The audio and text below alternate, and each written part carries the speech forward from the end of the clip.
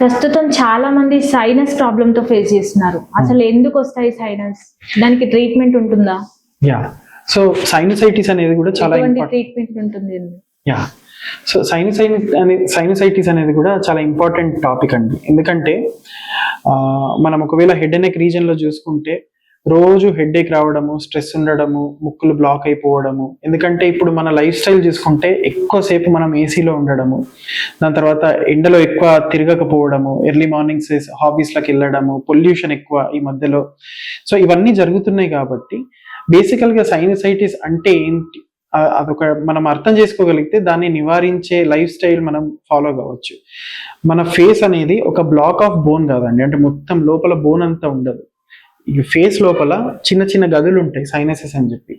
దానికి లైనింగ్ గా మ్యూకోజా అని చెప్పి ఒక రకమైన చర్మం లాంటిది అనుకోండి, అది ఉంటుంది. దాని పని ఏంటి అంటే బయట నుంచి వచ్చే గాలి లోపలికి వెళ్తున్నప్పుడు దాని లోపల ఉన్న చిన్న చిన్న పార్టికులేట్ మెటీరియల్ కానీ ఏమైనా డస్ట్ లాంటిది ఉన్నా లేకపోతే బ్యాక్టీరియా లాంటిది ఉన్నా దాన్ని అరికట్టి దానికి తేమను ఇచ్చి మన లంగ్స్ లోకి పంపిస్తుంటుంది. ఎందుకంటే డ్రై ఎయిర్ ఎప్పుడు కానీ లంగ్స్ లోకి వెళ్తే మనకి సివియర్ గా కాఫ్ రావడం అట్లాంటివి జరుగుతూ ఉంటుంది. సో దాంతో పాటు కొంచెం వెట్ ఎయిర్ అంటే తేమతో కూడిన గాలి మన లంగ్స్ లోకి వెళ్ళాలి. అది వెళ్ళడానికి మనకి హెల్ప్ చేసే ఆర్గన్ ఏదైనా అంటే పారానేజల్ సైనసెస్ అంటే సైనస్ బేసికల్ గా.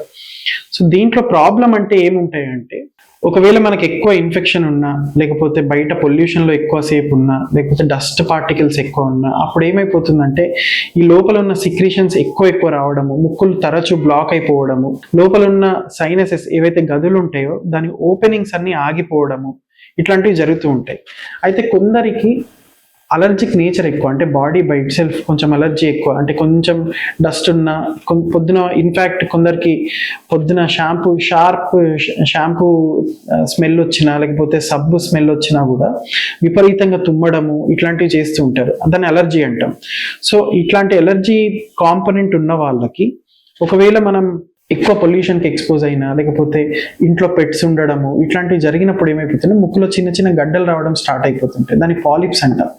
అట్లాంటి పాలిప్స్ మామూలుగా క్యాన్సర్ లాంటివి కాదు, కాకపోతే దానివల్ల మనకు వచ్చే ప్రాబ్లం ఏంటంటే క్వాలిటీ ఆఫ్ లైఫ్, హెడేక్ ఉండడం, ఎప్పుడు ఫేస్ అంతా బరువు అనిపించడము, దీనిపైన కాన్సన్ట్రేట్ చేయలేకపోవడం, ఫోకస్ చేయలేకపోవడం, ఇవన్నీ జరుగుతుంటాయి. ఇవన్నీ మెయిన్గా మనకు సైనసైటిస్ వల్ల వచ్చే ప్రాబ్లం. ఒక్కొక్కసారి ఈ సైనసైటిస్ కి సరిగ్గా ట్రీట్మెంట్ తీసుకోలేకపోతే ఆ సైనసెస్ అన్ని కంటి పక్కకే ఉంటాయి కాబట్టి ఇన్ఫెక్షన్ కంటిలోకి వెళ్ళడము లేకపోతే మెల్లగా బ్రెయిన్ లోకి వెళ్ళడం ఇవన్నీ జరుగుతుంటాయి. అవి చాలా రేర్, కాకపోతే అవకాశం మాత్రం ఉంది.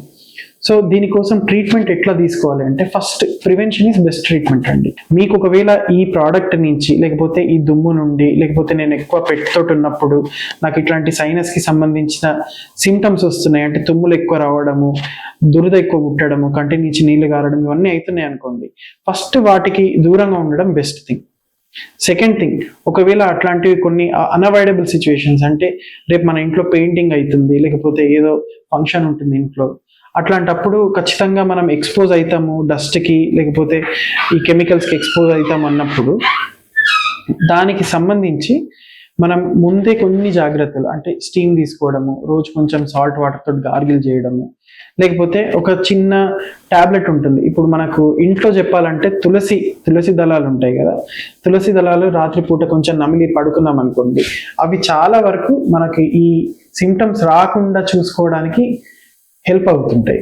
లేదు వచ్చిందనుకోండి దాని తర్వాత మెల్లమెల్ల కొన్ని ఒక 5 days కోర్స్ ఆఫ్ టాబ్లెట్స్ అట్లాంటివి వాడినా కూడా తగ్గిపోతుంటాయి. సైనసెస్ కి అంటే సైనసైటిస్ కి సంబంధించినంత వరకు మేము ఇనీషియల్ గా మాక్సిమం మెడికల్ థెరపీ అంటారు, అంటే మెడిసిన్స్ తోటి దాని తర్వాత లైఫ్ స్టైల్ మోడిఫికేషన్ తోటి తగ్గించడానికి ప్రయత్నిస్తుంటాం.